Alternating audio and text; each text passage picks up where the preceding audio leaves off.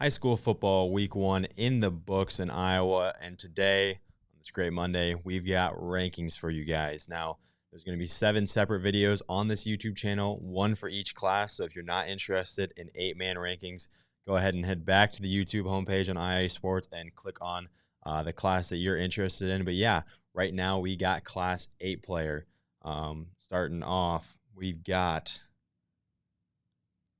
16 through 11. Coming in at 16, we've got Fremont Mills. We got 15th, East Mills, 14th, Bedford, 13th, GTRA, 12, Don Bosco, and 11, Baxter. Now, heading into our top 10, where we've got some explanations for you guys.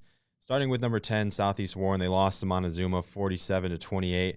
But the Warhawks did get back into it. They trailed at halftime by a lot, but able to make that a little bit of a game. But Montezuma is proving to be one of the top teams in 8 players. So not too bad of a loss for Southeast Warren, but they will drop just a little bit in the week 2 poll. Coming at number 9, Moravia. They lost 63-20 to Bedford. It was really the upset of week 1 in 8 player. Moravia drops quite a bit, but they'll still stay inside the top 10 because they are still solid and they returned a lot. QB Shane Helmick led the offense in passing and rushing. He's a stud in Class 8 player, and he's gonna get Moravia back on track here in the next coming weeks. Coming in at 8th, Central City. They were part of kind of the game of the week in Class 8 player in week 1. They lost to Winfield Mount Union 44-36.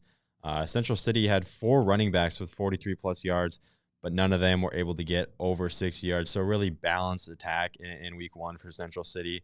3 different running backs also found the end zone on the ground, led by Matthew Klosterman, who did so twice. Again, they lose to Winfield Mount Union, but that's another team that is very high quality in 8 players, so they're not going to drop too much, and they're going to pick up plenty of wins the rest of the way. Coming in at number 7, a team we kind of doubted, and a lot of teams doubted, Remsen St. Mary's.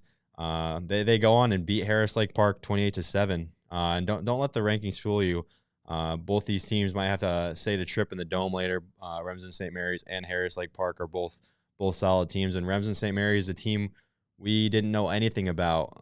Honestly, they lost just about everybody from their squad last year, but they come out week 1 and get a nice victory in their week 1 against Harris Lake Park. Number 6, Waco. They had the Saturday game against Fremont Mills at Valley Stadium, I believe, and they come out with a big win, 26-20. Tight victory over a ranked opponent. The difference was Waco scoring in every frame. 2 passing touchdowns for Waco quarterback Clayton Miller. He also added a rushing touchdown. Landon Huzanga was the leading rusher with 133 yards and a touchdown. So Waco gets on the board with a week 1 victory. Now, the top 5 for Class 8 player in week 2. Starting at number 5, we got Cam beating Audubon 42-12. The Cougars defense combined for 4 interceptions, with one of those being a pick 6. Quarterback Chase Speaker, you might recognize that last name.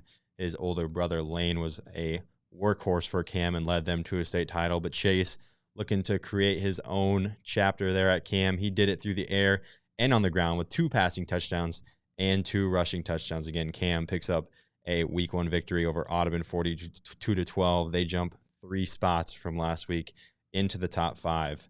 Number 4, Lennox. They beat Stanton 54-16. Quarterback Gabe Funk led the Lennox Tigers offense in a dominant week 1 victory. 48 yards through the air for 1 touchdown, but 108 rushing yards with 3 touchdowns.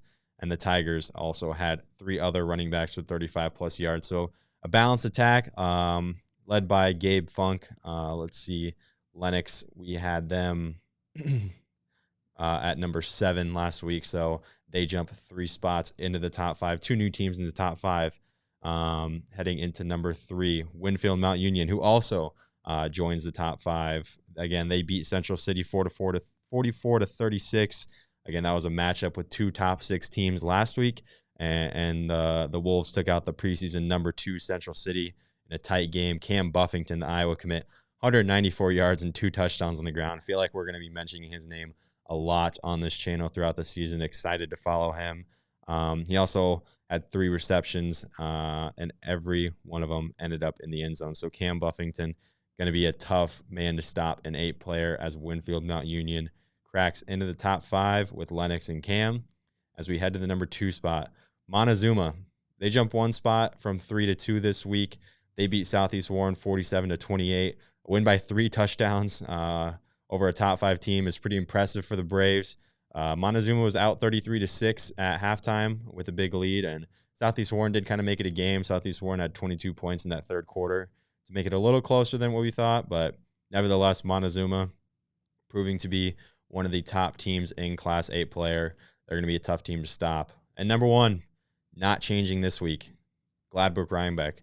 They open out with a win against Don Bosco. Don Bosco, a team that lost a lot from last year, but you know that program is always going to be reloaded and ready to compete. And Gladbrook Rhinebeck picks up a nice win. It was tied at halftime, but Isaac Clark led the way with 2 passing touchdowns and a rushing touchdown as the Rebels pick up a nice Week 1 victory and maintain that 1 spot. So that was it. Quick recap, looking at 8-player top 16. Again, we got all 7 classes coming out on YouTube today. So be sure to listen to those other ones and catch up with anything and everything Iowa high school football. IA Sports and IA Football has that coverage for you all year long. My name is Cade Nissen, and we will catch you next time.